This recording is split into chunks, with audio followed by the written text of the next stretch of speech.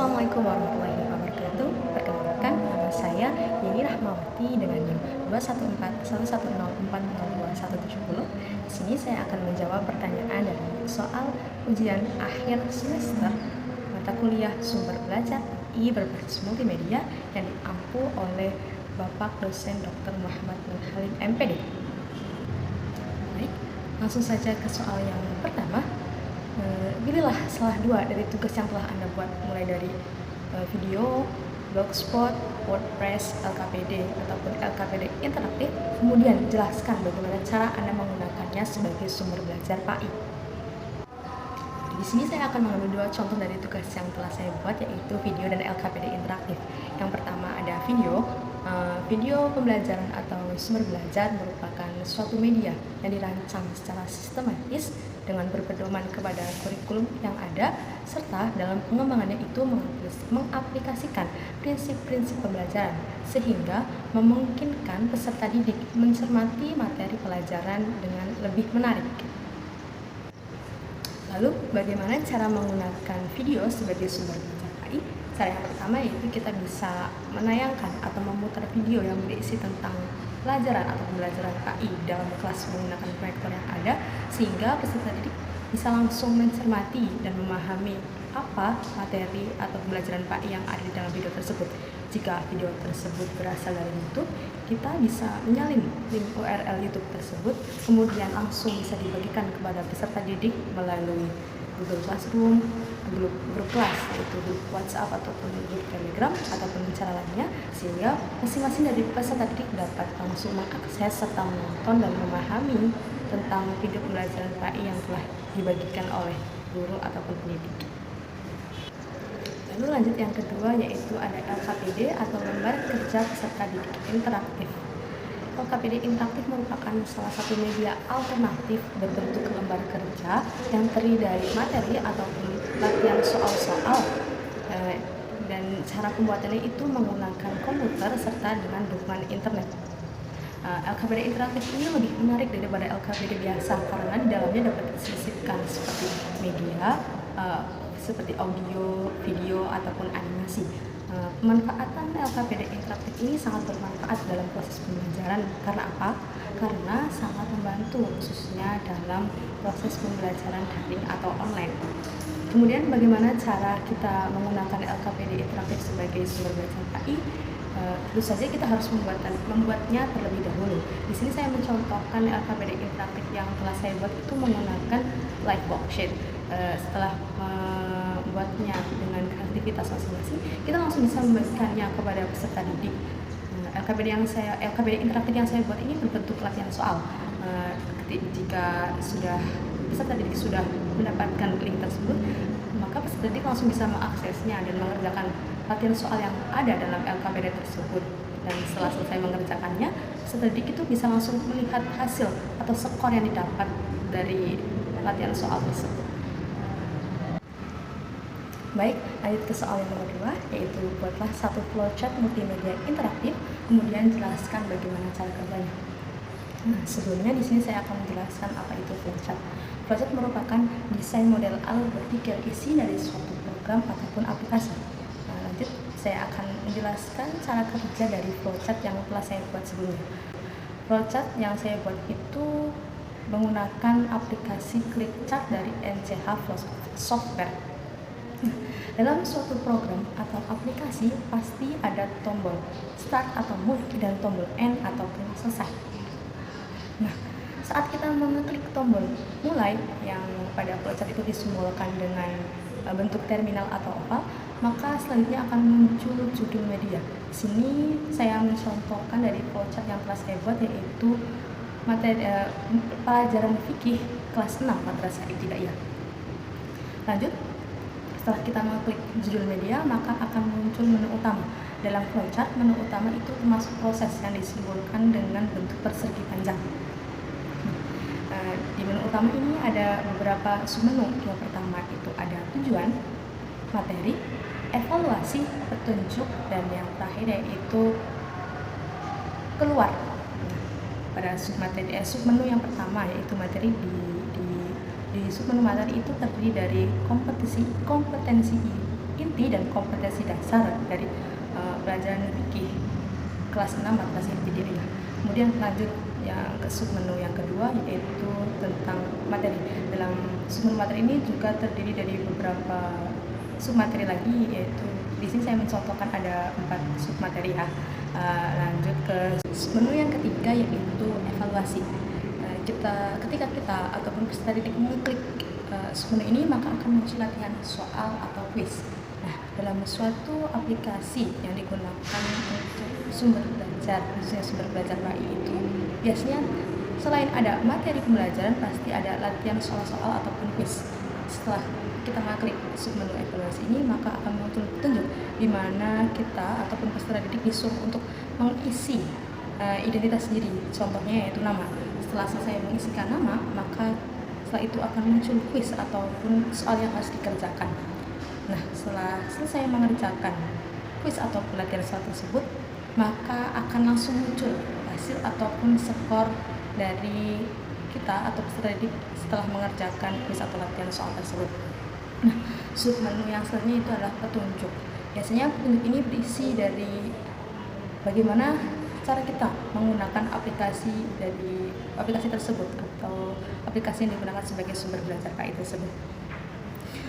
Dan submenu yang selanjutnya atau yang terakhir adalah submenu keluar. Ketika kita atau peserta didik mengklik submenu ini, maka akan muncul pilihan ataupun konfirmasi yang dari pilihan tersebut adalah kita itu melanjutkan dengan mencoba latihan atau quiz lainnya, atau kita keluar dari aplikasi tersebut. Jika kita memilih ya, maka kita akan kembali ke menu utama, yaitu agar kita bisa mencoba latihan atau quiz lainnya.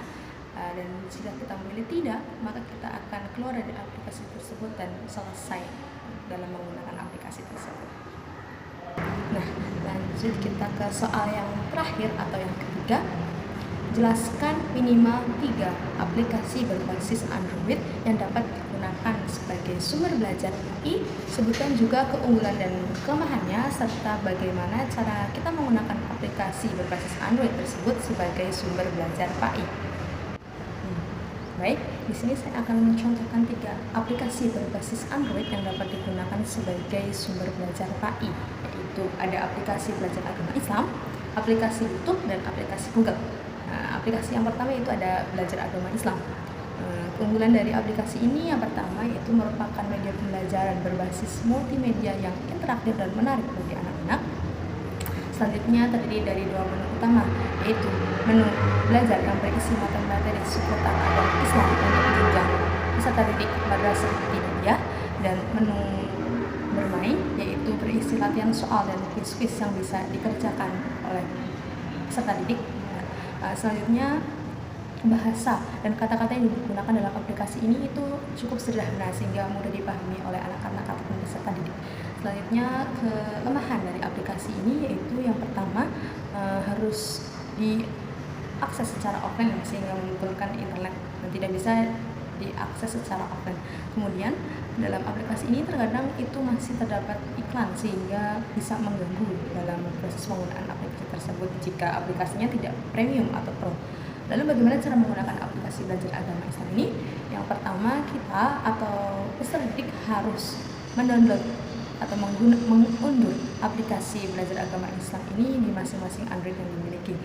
Kemudian masuk ke dalam aplikasi tersebut dan membaca petunjuk bagaimana menggunakan aplikasi tersebut.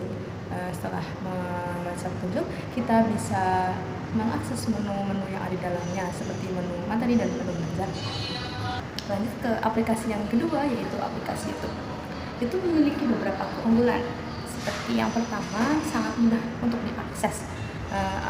Keunggulan YouTube yang kedua yaitu bisa menjadi sumber informasi yang lengkap dan up-to-date. Keunggulan yang selanjutnya yaitu dari YouTube kita bisa mengakses berbagai sumber belajar yang interaktif dan menarik, termasuk sumber belajar PAI tentunya.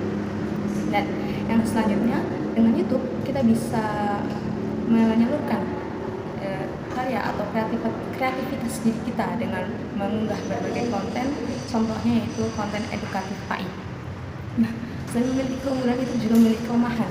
kelemahan dari YouTube yang pertama yaitu terdapat banyak konten-konten yang seharusnya tidak boleh ditonton oleh anak-anak. Selanjutnya di YouTube juga bisa terdapat hoax atau berita bohong, dan itu belum tentu bisa dijamin kebenarannya dan dapat meresahkan.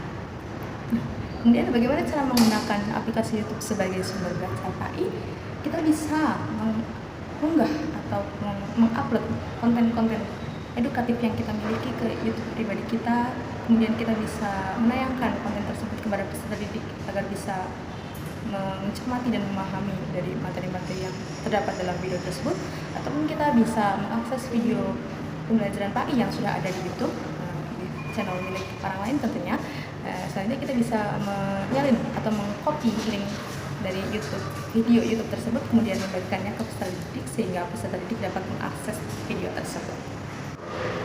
Nah, lanjut ke aplikasi berbasis Android yang dapat digunakan sebagai sumber belajar AI yang ketiga atau yang terakhir, yaitu aplikasi Google. Google memiliki beberapa keunggulan. Yang pertama yaitu tampilannya yang sederhana, kedua itu sangat mudah untuk diakses, yang ketiga memudahkan pencarian dengan kata kunci yang relevan. Keunggulan lainnya dari Google yaitu dengan Google kita bisa mengakses atau mendapatkan berbagai sumber belajar yang ada seperti artikel, jurnal ilmiah, e-book, blogspot, WordPress, dan sebagainya. Selain memiliki keunggulan, pastinya Google juga memiliki kelemahan. Kelemahan yang pertama yaitu kita tidak bisa mengindeks halaman tertentu. Kemudian yang selanjutnya yaitu terkadang kata kunci yang kita cari itu menghasilkan hasil atau web yang tidak relevan karena tidak tersedianya kata kunci tersebut.